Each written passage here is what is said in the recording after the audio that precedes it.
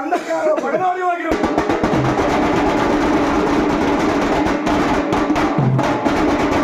ಪರಮಾತ್ಮ ಮುತ್ತು ಕೊಡುವವಳು ಬಂದಾಗ ತುತ್ತು ಕೊಟ್ಟವಳ ಮರೆತಿರುವರು.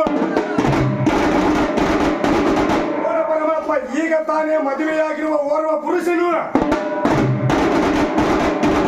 ಶ್ವೇತ ವರ್ಣದ ಕುದುರೆಯ ಮೇಲೆ ತನ್ನ ಮಡವಿನ ಮೇಲೆ ಕುಳ್ಳಿರಿಸಿದವನಾಗಿ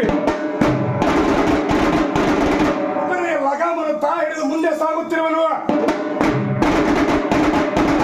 ಪರಮಾತ್ಮ 9 ತಿಂಗಳ ಹೆತ್ತು ಹೊತ್ತು ಸಾಕಿ ಸಲಹಿದಂತಹ